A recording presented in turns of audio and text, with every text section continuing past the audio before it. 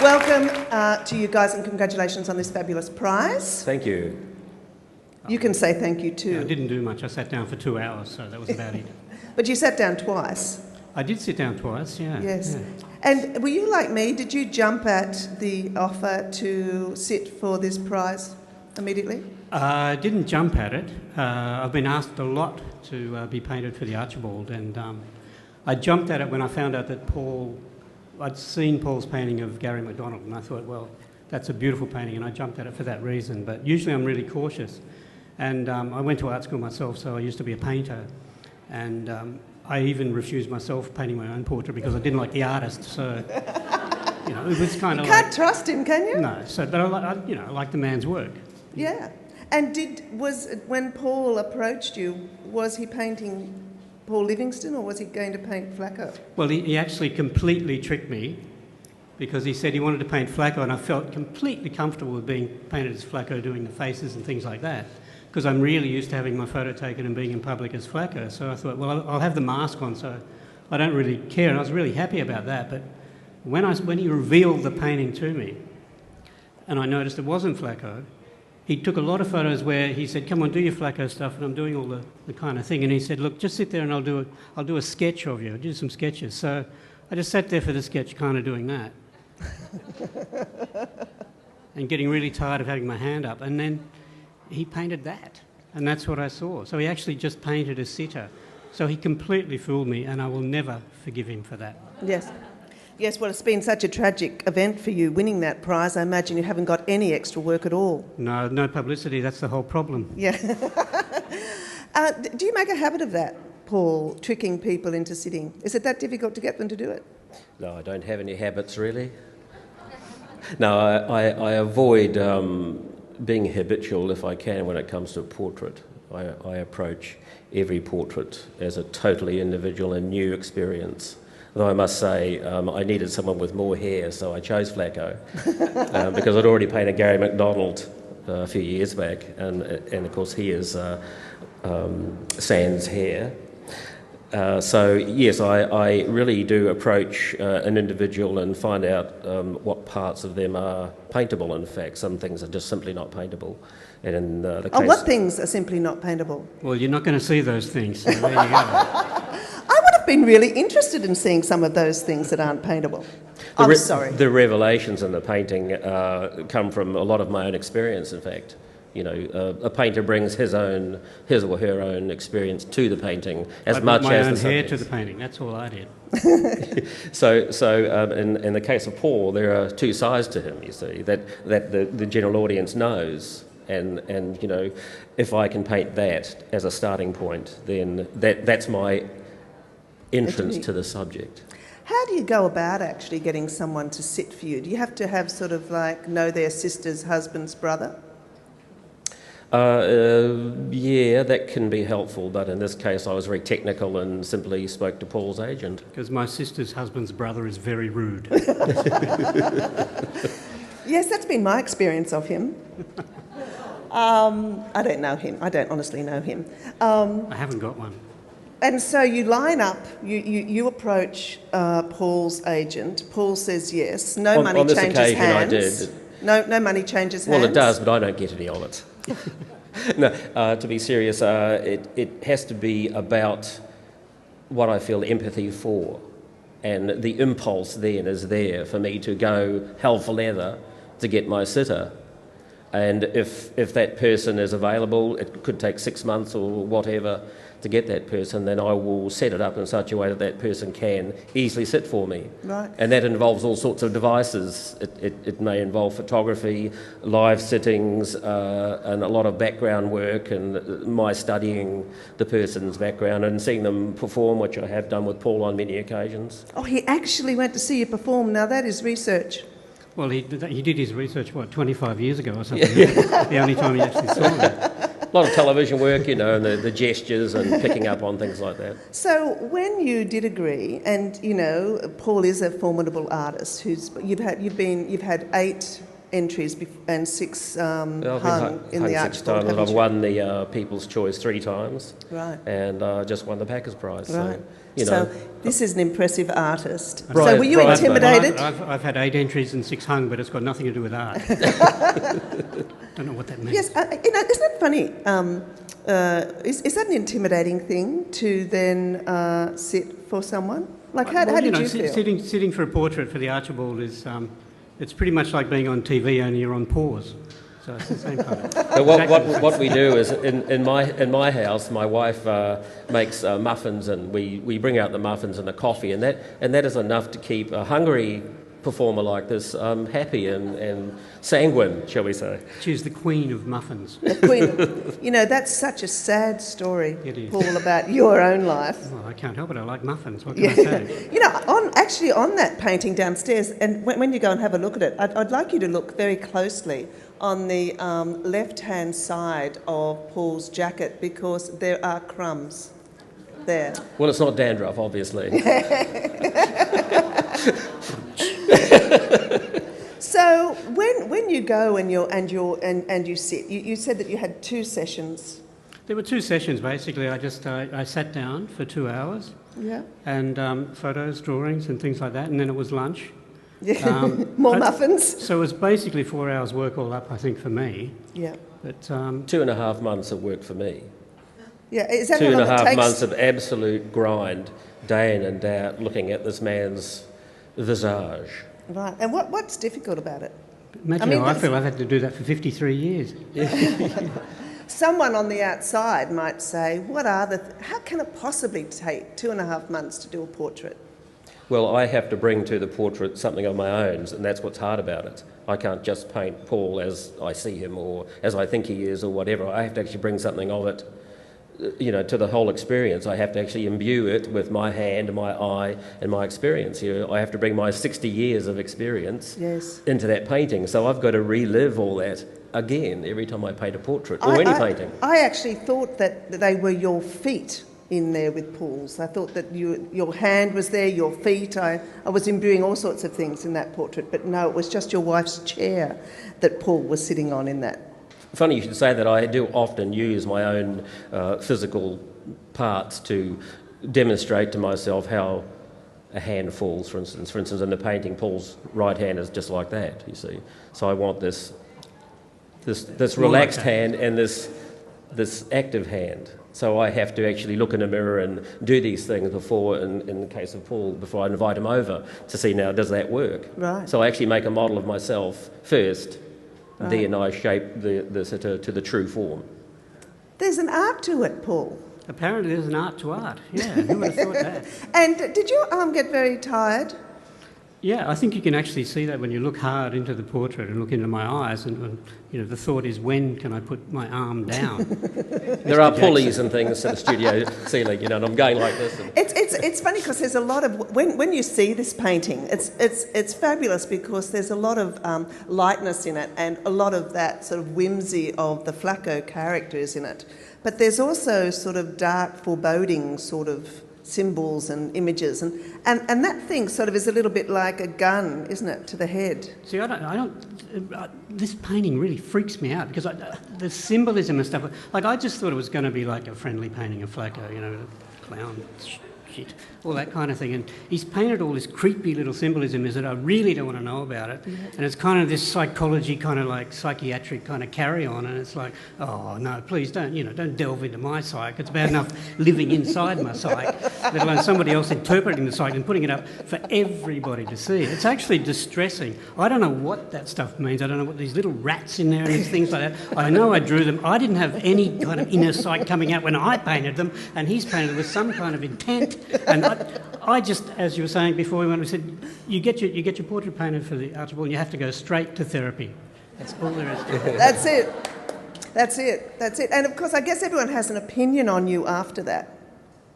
Well, have you got an opinion on me? I've got a lot of opinions. I've actually learned a lot about you from that painting. I'd be interested to hear what you've learned. Yeah, well, in the painting there's things like there's mice running up, there's red in the chair coming out onto the floorboards. Yeah, what's that about? There's that shadow, there's that foreboding. Artists often shoot themselves in the foot, performers, and there's blood on the stage, you see. But in this case, it's the head, So it goes a little further, perhaps, But you should realise that when Paul first came for the first sitting, he actually turned up with a lactating goat on his head, Right. flicking jelly beans at me. And I asked him why the goat was there, and he said it's because in case I run out of black jelly beans. Right. So I had to deal with this. That's how I get all my work. You, Paul Livingston, you said to me that you had found this experience very confronting. Did I say that to you? Oh, well, it has been. It has been totally confronting seeing you. I think it's just the scale of the damn thing, seeing yourself up there that big as well, has been incredibly confronting. But because I find that unusual for a performer, someone who's out there yeah, all the time. but I perform in a complete costume. When I first started doing Flacco, I just had like Elizabethan things, I had dead cats and things hanging off me, and I had all this hair out here. Just anything to hide Paul Livingston, I just didn't want to get on stage. I still don't like being on stage. I hate being here right now. I would rather be Flacco doing the curl and doing all that kind of stuff, because it's a complete disguise. There's nothing of truth in what Flacco does in terms of what Paul Livingston is.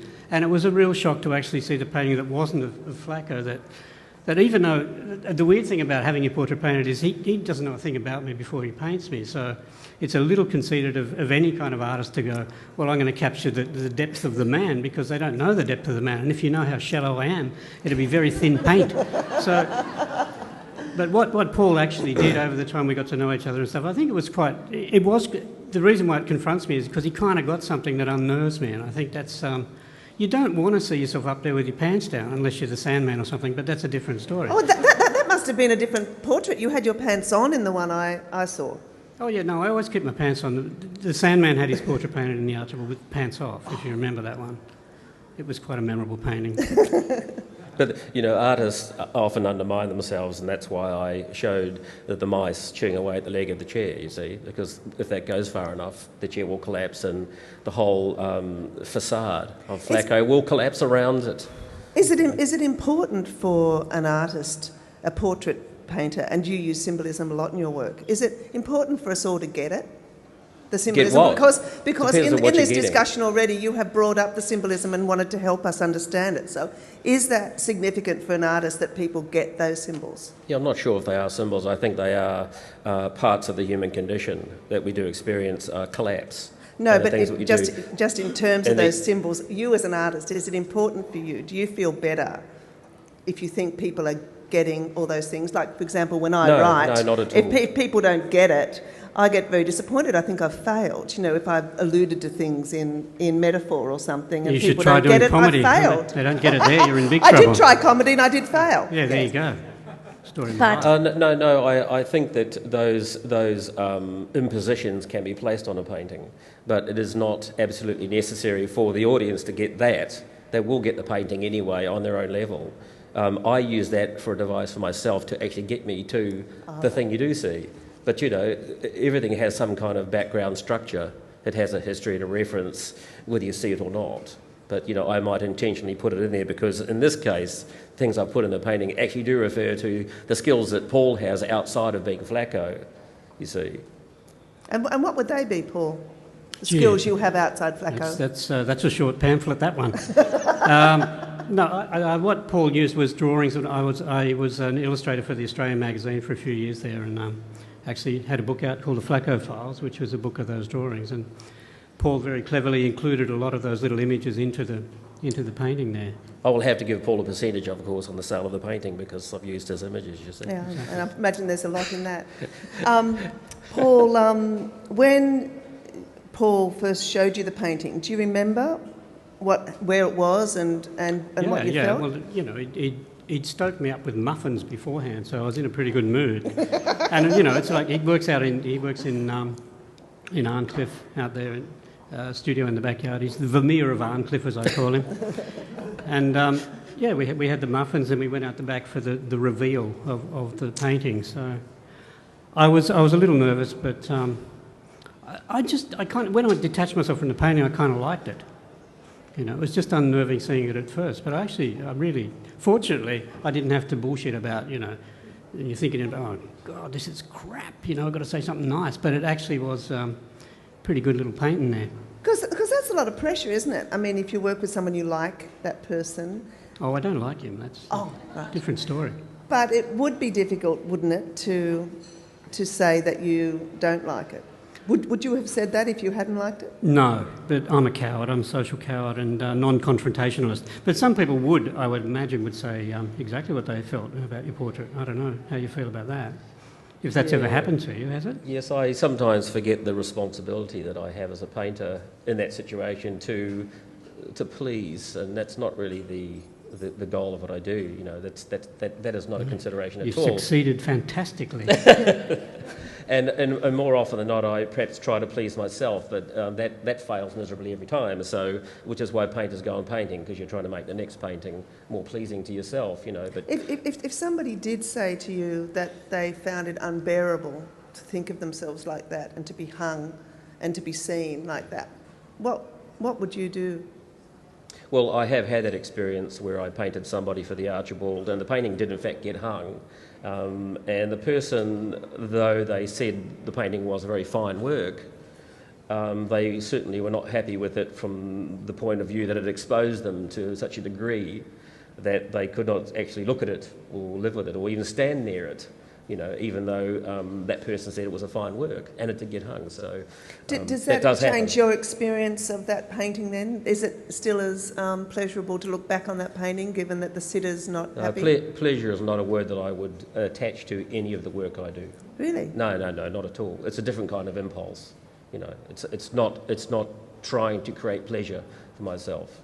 It's hopefully insightful, and if I can find some insightfulness there, I will, you know, search that out, but certainly not pleasure. He needs more muffins, Paul. I don't know. He'd never make a good comedian with that attitude. Shocking. Because you know, it's all about fun, isn't it? Yeah, my whole life has just been fun. Yeah. The only pleasure I get is actually flying aircraft. I go flying, you know, that's my pleasure. He's a glider man without the engine. He's a glider man. Yeah. Is that any attraction? You know, the other painting that you've had in the Archibald that has received a lot of attention was the Gary MacDonald portrait, and you painted that when Gary was suffering depression quite severely. Well, yes, he was actually quite a way past the worst of it, but I, in a way, made it difficult for him without realising it, and this is only revealed afterwards, and that is that I painted the Norman Gunston character as part of that painting. A lot of the people here, I'm sure, will remember that painting. It's as a doll, but I gave him the control of that doll, in a way. So after discussing it with him, he went along with the pose that I required, which was to have him holding this doll, which was a Norman Gunston, pulling it with a pull string, so that he was in fact in control of this thing, because it was that character that made him become depressed and so on, that he'd left it behind, and that was what affected him, and so he was very generous and allowed me to actually do that.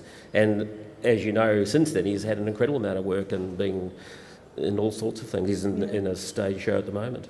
I mean, the Flacco character is I haven't got enough depth to be depressed or money. I thought you told me when we were talking last week that you used to be sort of a shy and sort of moody person. Anxious. Anxiety is kind of the opposite of depression, really. Right. So you used to be anxious, but now you're over it. If you're going to get a pathetic kind of psychological disability, then anxiety would be it, I think. Yeah. Oh, well, that's a very sort of comedic thing, isn't it? Anxiety. No, there's nothing funny about it at all, I don't think.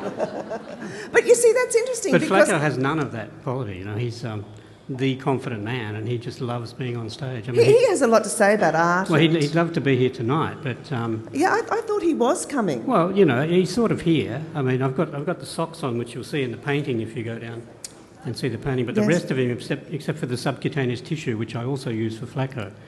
But the hair's not here. But would you like to hear what he's got to say about art? I think I saw his hat over there. Should I go over and do something? Yes. Okay. I think that would be a great idea.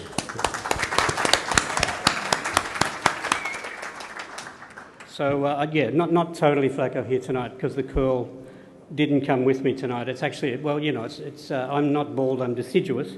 And you might have heard that before, because I've been doing that gag for 25 years. But I did bring his hat. So when I put the hat on, I go straight into character. So I won't know where I am as soon as I put the hat on. It'll just be Flacco He'll just be, hello there, talks like that. You see how quick it is to get into character and how much I have to really put into it to get into character. So there he is, hello. You see, it's that hard. So this is Flacco's opinion about art in general, and he has an opinion about everything in general, so I think we'll just do this. We'll do this now. Okay, here we go. Don't laugh at just clearing the throat there. Tuesday, 2 a.m. I was driving down the street so you get the picture? You see what's going to happen here? So there will be a prize for anyone who can count the number of artists that Flacco mentions in this piece. So be prepared. 2 a.m. I was driving down the street when I saw a flashing light. I took my foot off the gas and got out of the carlo. I turned it around and immediately I smelled bacon. Yes, it was a police van. Out stepped a constable, or it could have been a sergeant.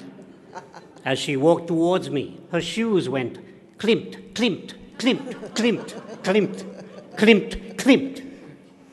My mouth was Drysdale. Matisse the problem, officer, I asked. She pointed to my rear-view mirror. Whoa, I cried. Nolan told me that my mirror was Baroque. Then I'll have to fine you, she said. But I had no money. It's okay, officer. I'll come whitely.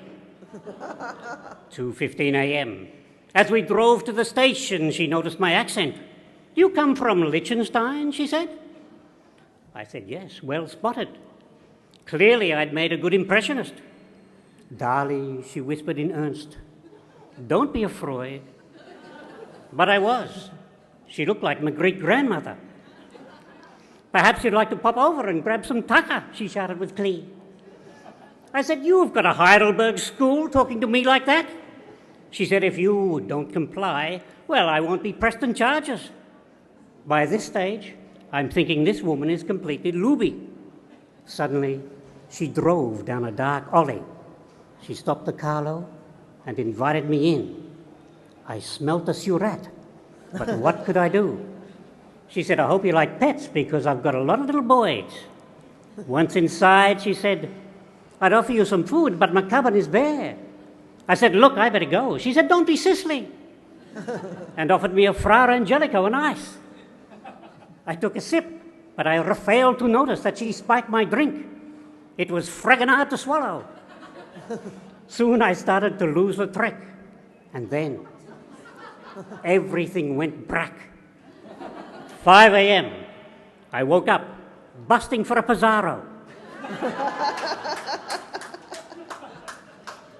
What's for breakfast? She said, egg on Sheila. It was either that or Rococo Pops. After breakfast, she went back to bed, pulled the quilty over her head and said, got to leave so soon? I said, yeah, where can I hail a cab around here? She wasn't happy. She accused me of being an emotional cripple. I said, see you later, as I wandered out into the still of the morning. What a load of bollocks.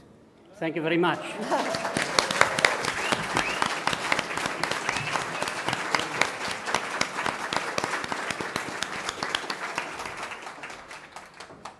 He is incredible the way he insinuates himself everywhere, Paul. He certainly does. I have to live with him as well, so that's a real problem. Yeah. Did that piece come out of the experience of, sort of doing the portrait? Did you write that for the Archibald? No, I wrote it for you, for these people here tonight. It's a one-off. Just a one-off. So, guys, you've had a great success with this painting. Yeah? The Packing Room Prize. Oh, the Packer Prize. Yeah. Yeah? Well, it was funny when I was told I'd won the Packers Prize. I thought, Erica Baxter, but it wasn't. It was a different Packer. Very different Packer.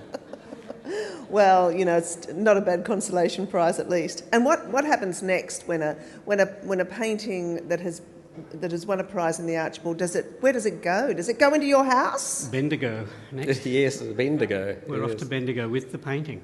Wow. Normally we go to Myers in Melbourne, but they're renovating the exhibition hall there, so it's going to Bendigo Gallery instead. So the whole Archibald exhibition goes? Yeah. So it's quite a major tour for a whole year, in fact. Wow. And will you just keep hopping around and doing your... Paul's been invited to open the show in Bendigo, and I will probably turn up as well. So I was just trying you out on that material to see if it would work in Bendigo, basically. And you have had paintings that have been 6 paintings hung, 8 paintings all up in the Archibald. When you look back on those 8 paintings, is there any understanding that you have, you say, oh, I can really understand why those 6 got in and those 2 didn't? Is there any meaning behind those sort of selections for you when you look at those 8 pieces of work? Yeah, up to a point there is, but overall I don't let that influence what I do, really. I tend to stay in the studio and isolate myself from the process, though you can't help have some inner knowledge of how the workings of the Archibald operate, because if you've been there, done that, it can be a bit like that. But you've got to be very careful that the painting you do each time is as hopefully profound as you can make it. Right. One is always thinking 6 to 8 months ahead, you see. I'm already thinking about my next Archibald piece. I'm already arranging that. My agent hasn't mentioned anything to me yet. It's odd. Because it's a competition, essentially, and you're going into battle, and it isn't necessarily at the centre of your body of work. But I have gotten to the stage where I can actually make it, pertinent in the overall body of work I do. Yes, and it must be a nice thing for artists to get a bit of attention, because artists don't generally get a lot of attention, do they? And the Archibald really does acknowledge artists in a way that other prizes might not. Yes, I think the Art Gallery of New South Wales is responsible for giving all of the Archibald, hangees some kind of attention. It's quite important because that really is at the very centre of what keeps the Archibald alive, and all these great people here who come to look at the paintings, because without that communication there's no point to it. Well, they insisted that you come tonight. I said to them, look, Paul and I can do it fine. And they said, no, we should have the artist. Look, I'd like to thank you both very much for coming. Thanks, and thank you all for coming also and being a part of this conversation with these 2 lovely men. Thank you. Thank you.